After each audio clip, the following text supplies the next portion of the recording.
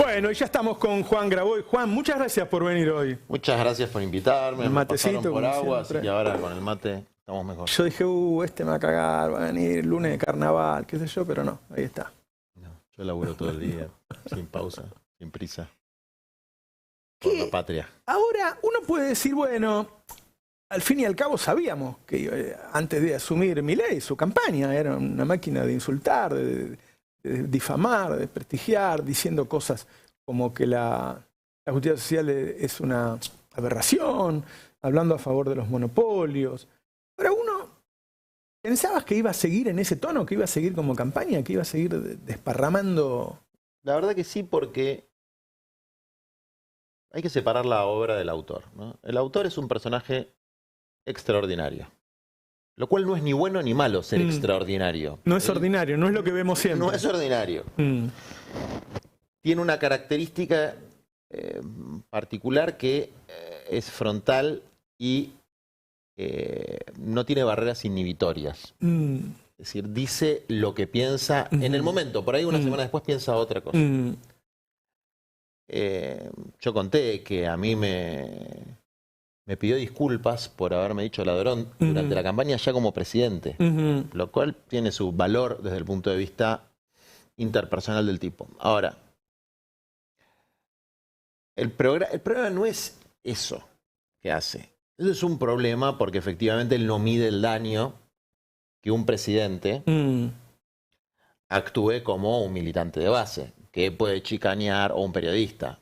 Puede chicanear, puede bardear, etcétera. No, bueno, flaco, sos el comandante en jefe de las Fuerzas Armadas, sos el jefe de la policía, estás poniendo en riesgo a otras personas cuando haces una broma o una amenaza en serio. Entonces, es grave que lo haga, muy grave. Si se quejaban cuando Cristina señalaba a alguien que no pagaba impuestos, bueno, ponerse un traje de Terminator y hablar de poner dirigentes sindicales, diputados, etcétera, hablar de traidores de manera oficial, ¿no? De traición a la patria de manera oficial, es jodido, es jodido. Pero el problema de fondo es que el programa social, cultural y económico que trae Milei es un programa de desguace no solamente del Estado, sino de la propia identidad nacional de nuestro pueblo, de la Argentina, y es un programa que va en el sentido contrario, y esto lo dice él, creo que suscribiría mi frase, pero tenemos que tomarlo con mucha seriedad en el campo nacional popular, va en el sentido contrario a todo el pensamiento del general Perón, a todo el pensamiento del movimiento popular desde San Martín para acá, te iría más atrás, desde la reconquista de Buenos Aires, donde empieza a surgir el sentimiento nacional, criollo, amerindio. Bueno, él representa la antípoda de eso. La extranjerización. Bueno, Perón hablaba mucho en la comunidad organizada que en realidad en el modelo argentino para el proyecto nacional, ahora que está un poco de moda el peronómetro, hay que leerlo directamente de la fuente. Pero Perón habla mucho de, primero, estas técnicas, estas recetas de bajar la inflación. Que es básicamente como querer bajar la fiebre metiéndole un tiro en la cabeza al paciente, ¿no? Porque además la inflación es un síntoma, no es la enfermedad. Claro. Del mismo modo que la fiebre. El problema está en las relaciones de producción, el problema está en la descapitalización del país, el problema está en el modelo de primarización de la economía. No solamente en el síntoma lo expresa, pero si vos reducís a la miseria a 2/3 de tu pueblo, seguramente va a bajar la inflación. Si la gente no tiene para comprar, claro. El comerciante va a bajar los precios, no te quepa la menor duda, va a vender menos, a menos precio, va a echar empleados. Es decir, vos podés tener una inflación planchada con un aumento de la tasa de desocupación y una disminución de la actividad industrial interna y un empeoramiento de la distribución del ingreso. Es decir, la baja de la inflación como el superávit fiscal no son fines en sí mismos, tienen que ser medios para obtener un fin. Esa es la diferencia entre el economicismo donde vos pensás que si las variables macro cierran en el Excel está todo bien, y el humanismo que planteaba el Movimiento Nacional Popular, particularmente Perón, que es el progreso económico es cuando hay desarrollo humano integral, cuando hay justicia social. Si no, no sirve, es una fábula, es una mentira, genera infelicidad, no genera el desarrollo de una comunidad nacional. Entonces ahí hay un elemento que es si confundís los fines con los medios. Y después hay otro tema que es el éxito de este programa. Ahora, ¿no se confunde valentía con temeridad? Digo, yo no creo que Milei sea igual que Cristina, porque Cristina iba al frente, redoblaba la apuesta, qué sé yo, y conseguía objetivos, ¿no? No es que se enfrentaba con una manada de leones y se la comían, porque que yo sepa, terminó su gobierno. No, Cristina a él lo veo temerario. Cristina peleó, ganó y perdió, ¿no? Pero siempre tiró para el pueblo. Bueno, pero además el resultado final fue, cuando vos mirabas los números, luego había conseguido su objetivo. Pero digo, en cada batalla que ella dio, tuvo victorias, tuvo derrotas, tuvo empates, pero siempre tiró para el lado del pueblo. Esto es innegable. Acá puede haber victorias, derrotas y empates de Javier Milei, pero no va para el lado del pueblo, va para el lado de las corporaciones, que parece un concepto abstracto, pero si uno lo ve en concreto, son los empresarios de AEA que festejan, el Fondo Monetario Internacional. Pero además hay otra cosa, no sé si estás de acuerdo, es que no se puede comparar la valentía de un presidente que gobierna para los poderosos con la valentía de una persona que gobierna contrapuesto a los gobiernos de los más poderosos y a favor de los más débiles. O sea, si vos estás a favor de AEA, a favor de Anchana, a favor de la embajada, bueno, no hay que ser muy valiente para hacer eso, qué sé yo. No me parece que eso sea valiente. Redoblar la apuesta contra el tipo que no puede pagar el colectivo, contra el que no puede comprar un remedio, eso no es lo mismo. Bueno, creo que es una frase de Néstor Kirchner, ¿no? ¿Dónde está la audacia en ser fuerte con los débiles y con los fuertes? Entonces no es lo mismo. Pero con independencia de eso, vamos a decir el coraje, para utilizar el término que usaste vos, tampoco es una virtud en sí misma. Tampoco es una virtud en sí misma. El coraje es virtuoso cuando se utiliza para el bien común. Cuando se utiliza para hacer masacres, yo no tengo ninguna duda de que algún general del Estado israelí que está masacrando niños en Palestina debe tener mucho coraje. Pero yo no estoy de acuerdo con la masacre de niños en Palestina. Y solamente plantearlo te pone en una posición de riesgo, ¿no?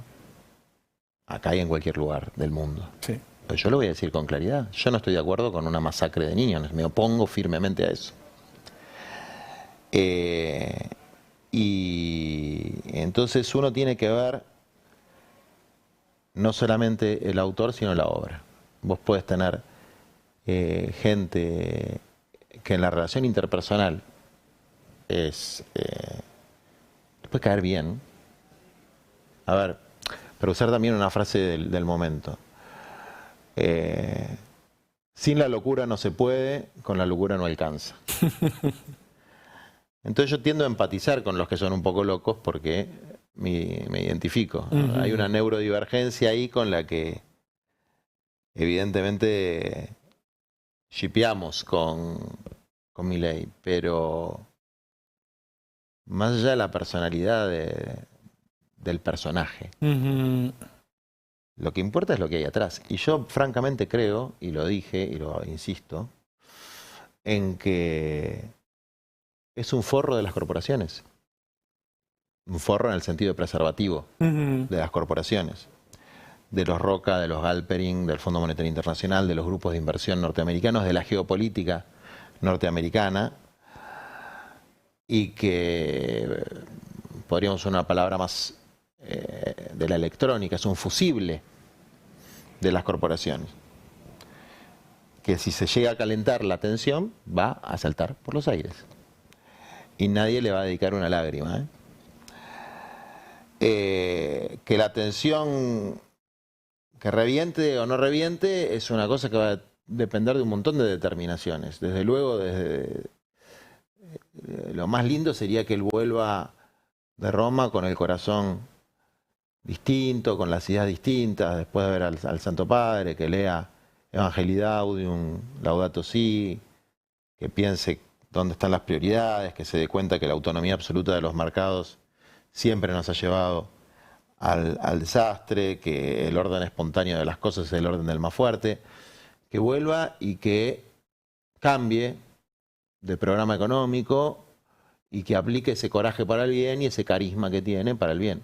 La verdad que lo dudo, porque es un fanático de un dogma malvado, ¿no? Es un fanático de un dogma malvado.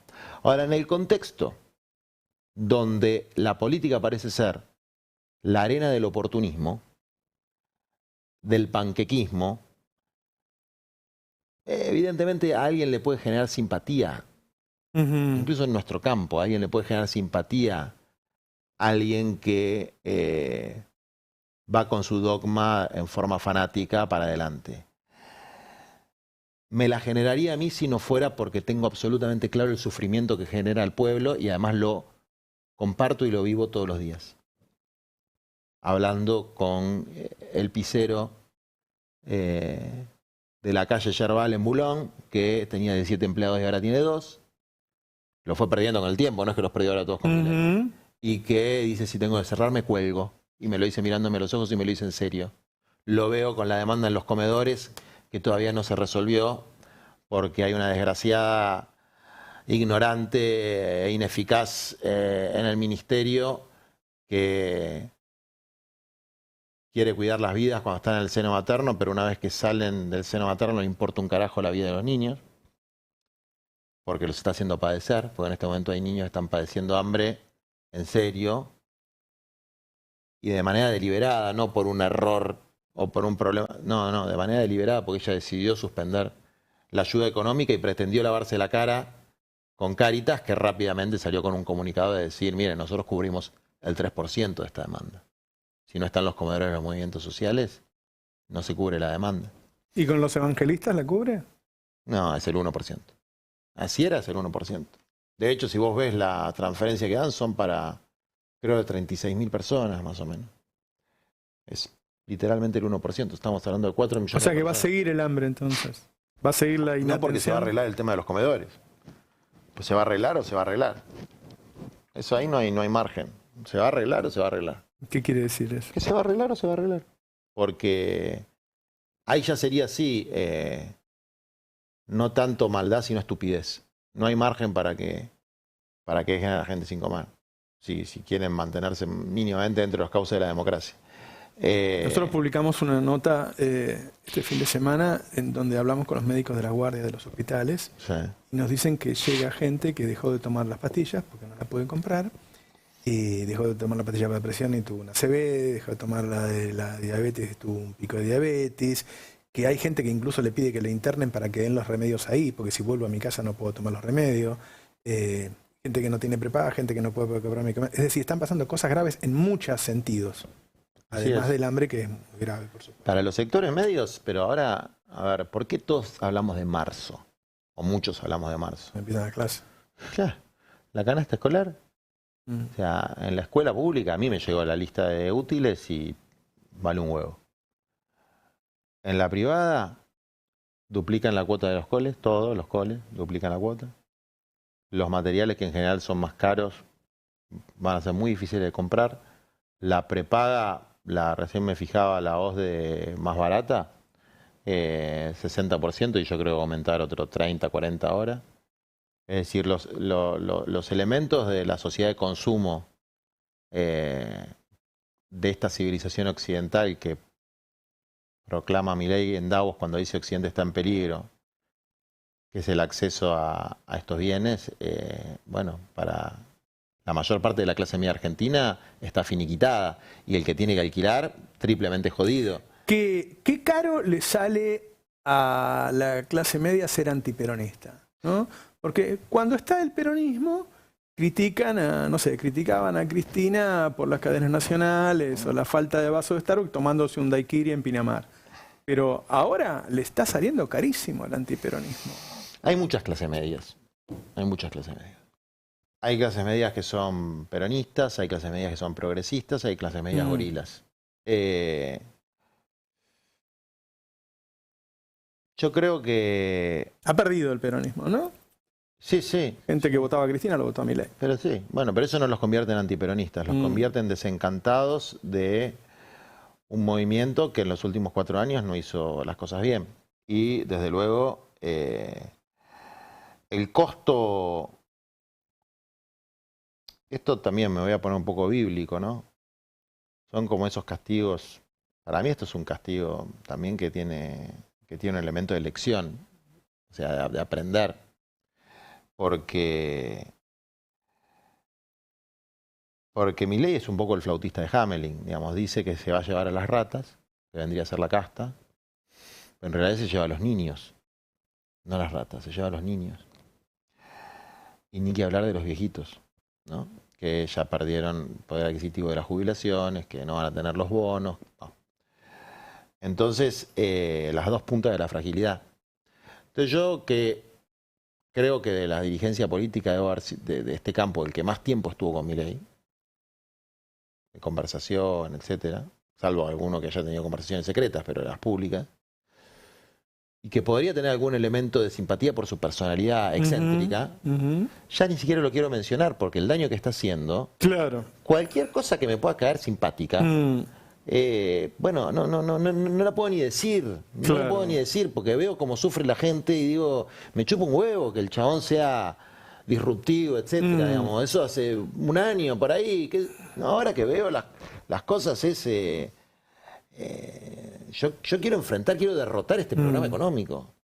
Quiero que este programa económico... Yo soy un opositor frontal a este programa económico. ¿No te gusta eso de que redoble la apuesta? ¿Eso no te parece? Que haga lo que quiera, pero yo quiero que pierda en su apuesta. Quiero que redoble todas las apuestas que quiera, pero que las pierda. ¿Qué pasa ahora todas? si entra Macri? Macri ya está adentro. A través de los dos personajes más importantes de la era Macri, que son Toto Caputo y Sturzenegger, que son los que manejan la platita, el plan platita para los ricos. Y Bullrich. Y Bullrich, que es básicamente la retaguardia para garantizar el plan económico. Que hasta ahora fueron fuegos artificiales, es verdad que podría haber sido peor y gracias a Dios las cosas no pasaron a mayor, o porque ya nos estamos acostumbrando a estos despliegues de fuerza, a estos tours de force exagerados, pero que en definitiva es la retaguardia del ejército económico-financiero que lideran Sturzenegger y Caputo, que son responsables de las dos grandes estafas que hubo en la Argentina del siglo XXI, la del megacanje, Sturzenegger, y su negociación de la deuda, el bono de 100 años de Caputo y la nueva deuda con el Fondo Monetario Internacional, es decir, es una banda de delincuentes financieros. Por lo tanto, el macrismo, el espíritu del macrismo está dentro. Después, si logran hacer lo que ellos llaman el takeover, el secuestro del gabinete de Milei y poner 3 o 4 ministros más, le puede dar un poco más de solidez en términos, o no, qué sé yo. La verdad que no. Los elementos centrales de la política económica están. Por eso yo cuando hablamos de la mega ley y del decreto, que son una bosta y hay que derrotarlos, planteaba la cuestión de las mamushkas, digamos, ¿no? Que el decreto es la segunda capa y la mega ley es la tercera capa, pero lo que importa es el corazón. Y el corazón de la cuestión está en cómo están manejando la macroeconomía, cómo están, como dicen los economistas, desarmando las posiciones en pesos para promover una dolarización que ojalá no la puedan hacer, porque nos van a arruinar. Esto va a ser Ecuador en el peor de los sentidos. O sea, va a ser un paraíso narco y los salarios van a estar planchados. Van a estar planchados en niveles de el Congo, no en niveles de Estados Unidos. Entonces, es una especie de menemismo trucho. O sea, menemismo sin que un pedazo de la clase media se vaya a Miami. Claro. Es decir, porque hubo un menemismo donde la mitad perdió, pero la mitad ganó. Acá no, va a ganar el 10% nada más. Al resto, el 90% restante, le van a joder la vida, nos van a joder la vida. ¿Y qué ves frente a eso? Porque uno dice, bueno, si se arma un polo, entra Macri, y se arma un polo de extrema derecha, fascista, como le quiere decir, por ahí puede ser una invitación a que del otro lado haya una unidad de un polo en donde lo que una sea justamente la democracia. Bueno, ¿Hay espacio para eso? Creo que eso está latente. Es decir, hay una primera demarcación que es la democracia constitucional, el Estado social de derecho, versus modelos con niveles de autoritarismo que van creciendo y la disolución de los elementos que quedan del Estado social de derecho, que tampoco funciona bárbaro, ni funcionaba bárbaro hace 6 meses, ¿no? Entonces hay una primera delimitación, que es importante, sí, pero no alcanza. Porque es una delimitación conceptual y filosófica. Pero después, a la hora de los bifes, hay que planificar y llevar adelante un programa que garantice los derechos que están enumerados en nuestra Constitución Nacional. Es decir, no hay que inventar la rueda. Hay que hacer que la rueda ruede. Entonces, la salud, la vivienda, la educación, el acceso a la tierra, la protección del trabajo en todas sus formas, que incluye la economía popular, todo eso está en nuestra Constitución. Y el problema es que se ha vuelto nominal. Entonces, hay gente que te puede mirar y te puede decir, mirá, con la democracia no se come, no se educa, no. Y yo sigo creyendo en la democracia, sigo creyendo en la democracia constitucional.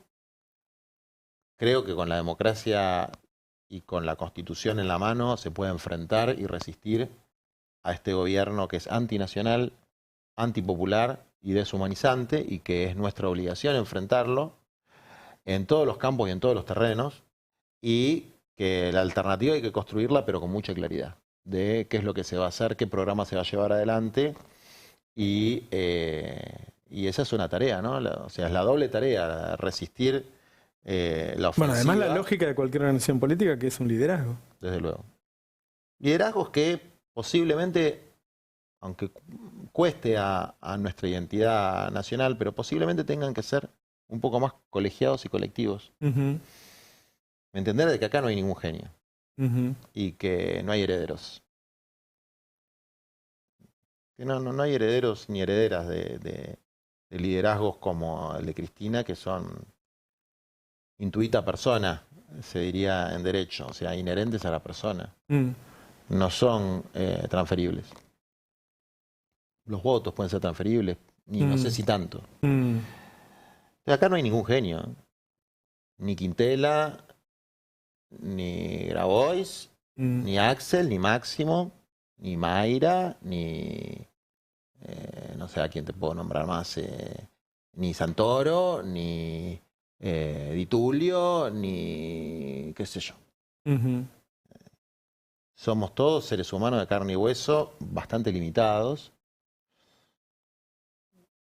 Bueno, los intendentes también, los gobernadores, los dirigentes sindicales, los dirigentes sociales, que tenemos que encontrar la forma de complementar nuestras fortalezas y minimizar nuestras debilidades como dirigentes. No es fácil, porque estamos acostumbrados a liderazgos deslumbrantes. Bueno, creo que es un camino que tenemos que aprender, ¿no? Sí, con liderazgos, sí, con conducciones, pero con conducciones un poco más colegiadas, y todos bajar los niveles de vanidad que tenemos. Yo el primero, es decir, hacer un ejercicio espiritual para que efectivamente primero esté la patria, después el movimiento, después los hombres, ¿no? Y las mujeres. Bueno, eso nos cuesta a todos y a todas. Bueno, la verdad es que cuando uno quiere plantear qué hacer para adelante frente a esto, hay muchos que no quieren que debatamos. Dicen, no, callate, no cuestiones nada, qué sé yo. Y si no, ¿cómo se crea algo nuevo? Si no, revisamos un poquito qué pasó en los últimos 4 años. Porque es muy fácil agarrar a una persona y decir, fue este, entonces pongo a otro y ya está. Me parece una simplificación. Bueno, vos lo marcaste, ¿no? Vos dijiste, nos equivocamos al pegarle demasiado a un gobierno peronista. No, yo puntualizo en lo de Guzmán, no porque crea que Guzmán acertó en todo, de hecho creo que se equivocó mucho. Lo puntualizo porque es algo de lo que yo puedo hacer autocrítica. Claro. Porque es algo que yo hice, para no andar señalando con el dedo a los demás sin... Bueno, que resultó en que después la orientación macroeconómica la define Massa, que dentro de la coalición es la persona con la que tengo más distancia ideológica, creo, y que los resultados fueron muy malos. Los resultados económicos fueron muy malos. Tuvo la sequía, ¿no? Sí, también estuvo la pandemia antes. Es decir, factores, externalidades siempre hay. Pero los resultados fueron malos, malos, malos. O sea, vos decís, yo no tenía que haberle hecho oposición a Guzmán. No, no. No tendría que haberme prendido en algo que era limar a Guzmán.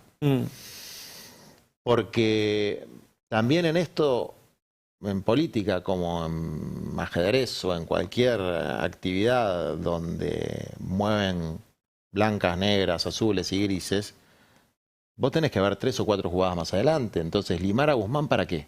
Porque si era limar a Guzmán para que venga Gelbar o para que venga, qué sé yo, alguien que tuviera posiciones más profundas en términos de redistribución de la riqueza, de confrontación con el Fondo Monetario Internacional, pero para que venga alguien que tiene posiciones más conservadoras todavía, ¿cuál era el sentido de eso? ¿No? ¿Y cuál era el sentido de eso? ¿Por qué se lo limó a Guzmán? Bueno, cada uno tendrá los motivos por los cuales hacer lo que hizo. Mis motivos era porque yo estaba en contra del acuerdo con el Fondo Monetario Internacional y porque veía que no había conocimiento de la historia de nuestro país en la política de Guzmán, y particularmente por un hecho que después él me lo explicó y me lo aclaró cómo fue, pero voy a reservar su respuesta, que es, yo le presenté la cuestión del salario básico universal, que es un seguro social para que todo el mundo tenga lo mínimo para comer. Me dijo que me iba a hacer una devolución en un mes y no lo hizo. Y a mí la gente que no cumple no me gusta. Después él me dio una explicación de quién le había dicho que no y qué sé yo. Bueno, de todas maneras estuvo mal.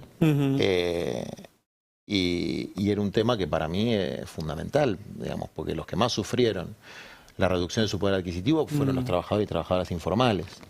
Y esto era un complemento a algo que fue una política extraordinaria, que fue la asignación universal por hijo, pero que fue en un contexto donde la demografía y el núcleo familiar funcionaba distinto. Entonces ahora hay muchos jóvenes adultos sin hijos que están en la informalidad y que están realmente jodidos, porque los ingresos de su actividad laboral, desde el cartonero hasta el que labura en una heladería y le pagan el día, son bajísimos. Y hablando con gente que tiene negocios de barrio, el tercero que me dice lo mismo, pero el del otro día fue particularmente gráfico, que es, yo les pago 9 lucas por día, me decía. Para vender en la esquina droga, les pagan 14. Bueno, y en la mentalidad del pibe que por ahí creció los últimos 8 años, ¿no? Toda su adolescencia, sin valores, sin ejemplaridad, sin proyecto de país. Desde luego que es tentadora la oferta, sobre todo si te están diciendo que para ser un campeón para ser un héroe tenés que tener plata. Y que el resto son casi parásitos sociales. Entonces, si nosotros planteamos una política que no sea transformar a Argentina en un narcoestado, nos tenemos que oponer abiertamente al programa de Milei y plantear que para los sectores informalizados tiene que haber un piso de ingreso que les permita vivir con dignidad. Y esas son cosas que, sobre todo lo segundo, en los que tienen sueños keynesianos, no entra. ¿Por qué no entra? Porque piensan que va a volver a haber pleno empleo si hay políticas adecuadas. Bueno, con cómo nos va a dejar Milei, aunque cambie de programa mañana, ya no hay chance de eso, si alguna vez la había. Claro. Entonces va a haber que empezar a pensar cómo hacemos para que la gente pueda acceder a la demanda básica de los productos necesarios y que no se caiga de hambre, ¿no? que uno pensaría que ante la mala situación, que no es nacional, la concentración de ingresos ha hecho caer a la clase media en prácticamente todo el mundo, la gente iría a una respuesta como tus propuestas. Y sin embargo, en muchos lugares del mundo termina en la extrema derecha. ¿Tenés algún...?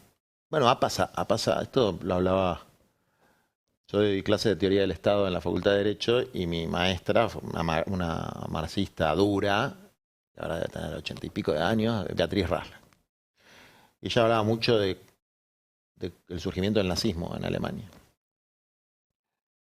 Sin extremar posiciones, porque acá también si uno toma dimensión histórica, en la Argentina tenemos democracia, en la Argentina no se tortura, no se mata, no se desaparece gente y eso hay que valorarlo mucho. Y yo cada día lo valoro más. Cuando era más pibe estaba más enojado con la formalidad democrática, decíamos democracia formal, no es democracia real, cosa que es cierto, no es democracia real, pero ya la formalidad democrática es bastante importante.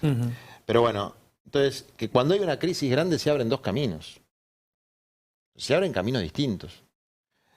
O sea, cuando se generan las condiciones objetivas para los procesos de cambio, esas condiciones objetivas pueden realizarse a partir de las condiciones subjetivas, que es la capacidad política, para un lado o para el otro.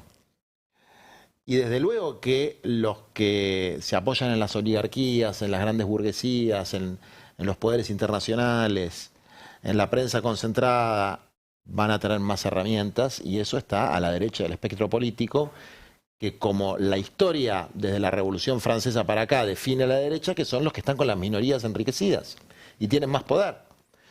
Y los que estamos del otro lado del mundo, que tenemos menos poder, ¿qué tenemos? Nuestra capacidad organizativa, nuestras ideas, nuestras convicciones, y hay un elemento que por ahí falta y que hay que profundizar, que tenemos que tener la fuerza del ejemplo.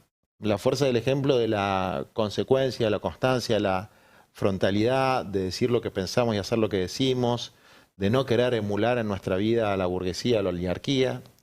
Y tenemos también una ideología, una doctrina nacional que se fue construyendo en 200 años de historia, que hay que actualizarla y que hay que ponerla en valor. Creo que esa es un poco la tarea que hay, ¿no? O sea, la doble tarea de confrontar con esto que está sucediendo aquí y en varios lugares del mundo y construir esa alternativa nacional, popular, latinoamericanista con los nuevos elementos que requieren los nuevos tiempos.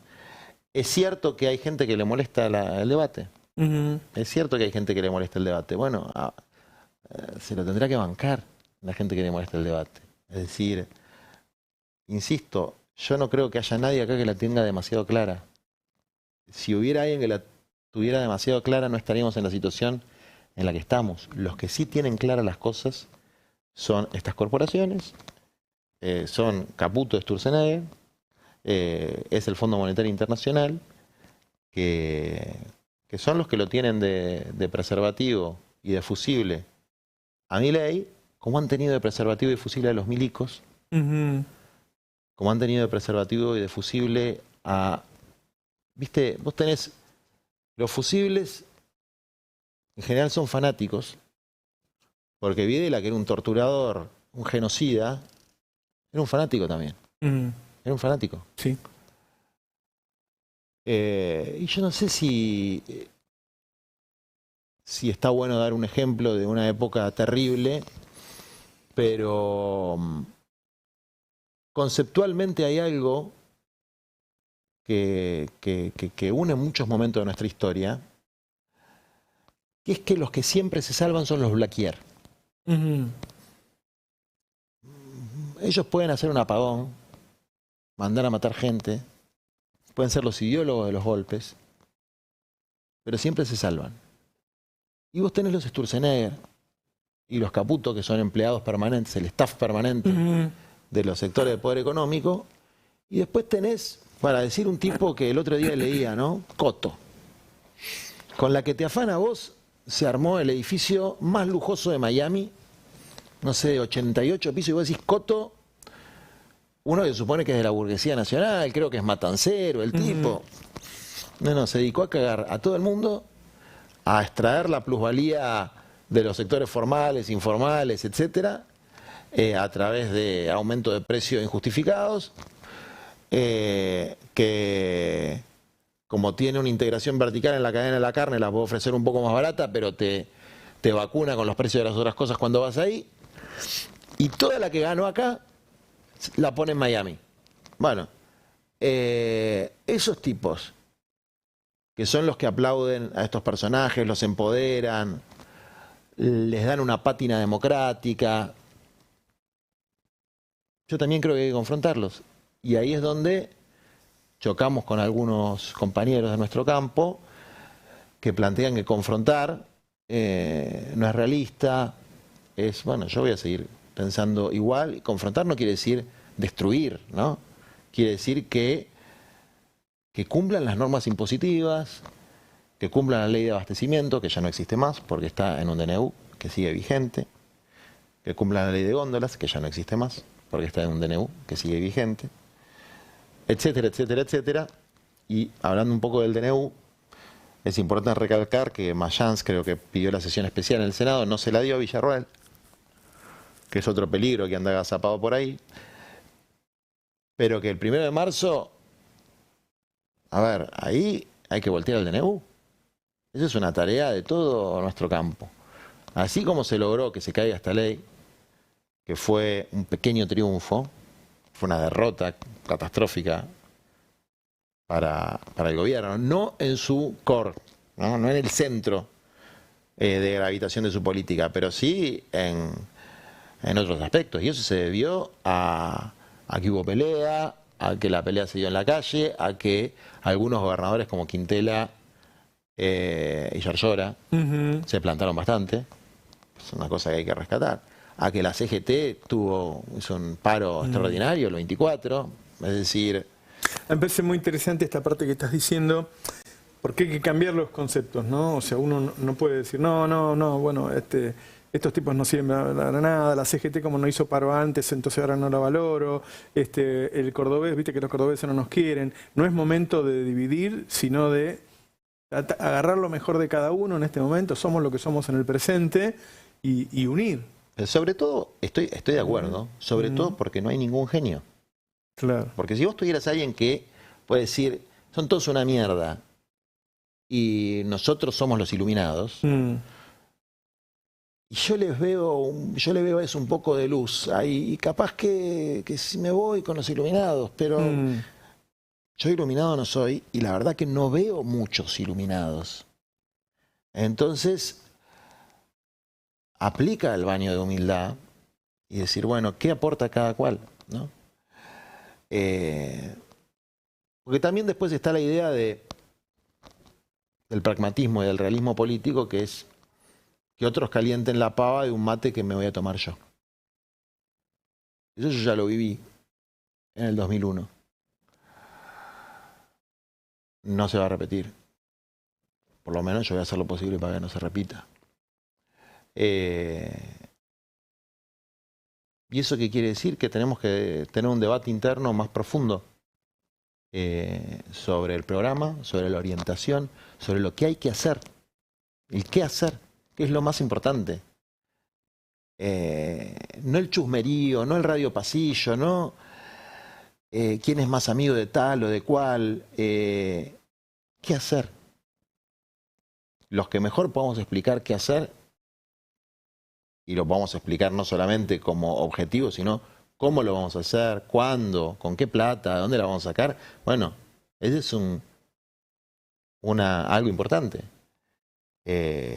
Y esa discusión la tenemos que dar, mala leche. El que no le gusta, que se la banque. Después pueden pasar cosas, pero por lo menos es el camino que nosotros elegimos. Y esto no es en contra de nadie, es querer encontrar una vuelta a 8 años de frustraciones, ¿no? 8 años de frustraciones. Así que esta vez hay que dirimir la organización popular de otra manera. A mí no me cabe la menor duda, digamos. Hay una idea también con el movimiento obrero, con el sindicalismo, con los movimientos sociales, que está un poquito de moda en algunas superestructuras políticas, son todos chorros, son punteros, ¿por qué no se van a lavar? Como si los políticos fueran, como si Insaurralde no existiera, digamos. No, el movimiento obrero tiene miles y miles de delegados en todo el país. Fue el primero que reaccionó frente a esta situación. Perón le asignaba 1/3 de la representación política a los trabajadores, 1/3 a las mujeres y 1/3 a los políticos organizados en partidos o agrupaciones. Bueno, las mujeres ya existe la paridad, entonces hay que rearmar un esquema de representación donde esté el movimiento popular, el movimiento obrero, los que ponen el cuerpo en la trinchera del trabajo y en la trinchera de la pelea callejera todos los días, y los que sufren las injusticias. Yo estoy convencido, si no hay una representación del movimiento obrero, de las organizaciones sociales, no va a haber distorsiones politicistas todo el tiempo, es decir, como que el mundo es la política de Palacio y la macroeconomía de Excel. Entonces por ahí vos podés mejorar algunos elementos de la macroeconomía, pero no hay plan habitacional. Entonces tenés una macrocefalia concentrada en los conurbanos, donde la gente vive como el orto, sin agua, sin luz, sin cloacas, y no es una prioridad que la gente pueda tener una casa. Bueno, para mí eso es un problema de economicismo y de falta de comprensión de la realidad del pueblo. Que pasan, yo creo que pasó durante el gobierno de Cristina, y Cristina lo reconoce, o lo reconoció. Ella me decía, cuando asumió Alberto, yo le dije que la vivienda tenía que ser su prioridad porque yo no lo hice. Y es algo que yo le digo a Axel todo el tiempo. Axel, la tierra, la tierra, la tierra, la tierra.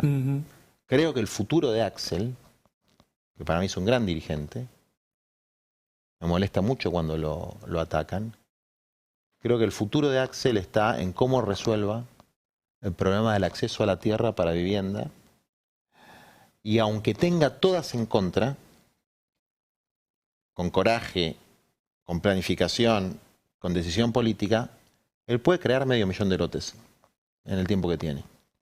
Y hay lugares extraordinarios como la traza de la nueva autopista Perón, que se hizo durante su gobierno, o se terminó durante su gobierno, que si no se planifica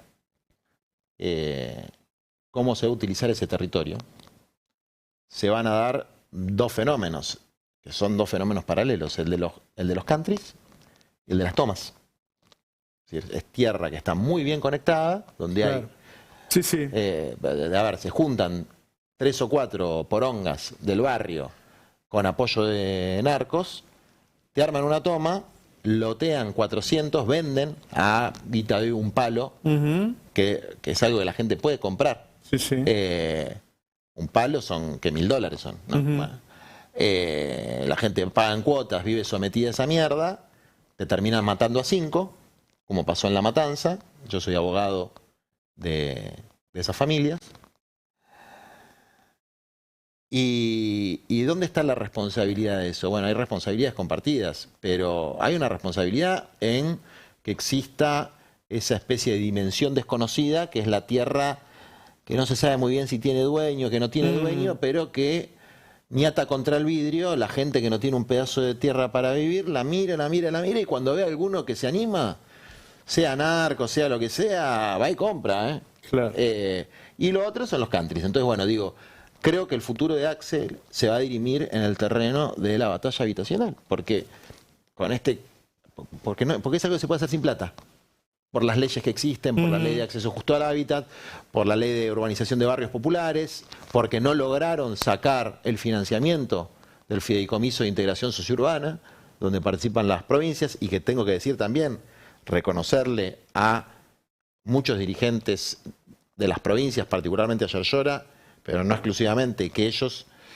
primero querían que se coparticipe el total, y después la Mesa Nacional de Barrios Populares les mandó una carta y les planteó, miren, acá hay un pedazo que es el financiamiento de la Ley de Barrios Populares, que viene del impuesto país. Esto no lo toquen. O sea, no busquen la coparticipación a costa de las barriadas. Y que así como digo una cosa, digo otra. Ese fideicomiso se financió en gran parte con una de las mejores cosas que se hizo durante el gobierno anterior, que fue el impuesto a las grandes fortunas, que lo impulsó casi en soledad máximo. Así es. Casi en soledad máxima. Con la resistencia de Alberto y su Totalmente. durante mucho tiempo. Y que eso financió, el 15% fue a los barrios populares de eso. Que fue una ley con la que tuvimos un tironeo fuerte, porque es una ley que nosotros negociamos durante el macrismo, cuando mi rol no era ser dirigente político, sino dirigente social, y yo negocio con cualquiera como dirigente social. Y espero que mis compañeros y compañeras puedan sentarse en la mesa con esta persona desagradable y espantosa llamada Petovelo para destrabarlo de los comedores, porque es su rol.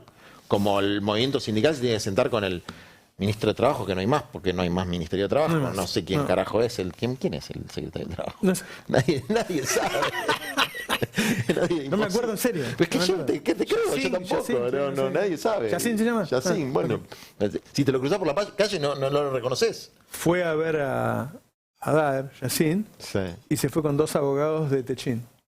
Y claro, bueno, y si ¿a quién le dieron? ¿A quién le dieron? Creo que debe tener en su tarjeta. ¿A quién le dieron YPF? Secretario de Techín, dice. ¿A quién le dieron YPF? ¿A Tecpetrol? No me acuerdo el nombre del presidente, el CEO. Claro. Pero lo googleás, como dice Sergio Tomás, y es el tipo de Tecpetrol. O sea, está totalmente secuestrado por las corporaciones, los lugares importantes del Estado. Claro. ¿Es así? Bueno, Juan, muy linda la charla. En algún momento tengo que terminarla, pero la seguimos. Otro día. Vení seguido que la gente te quiere mucho. Bueno, gracias. Yo los quiero mucho y gracias por invitarme.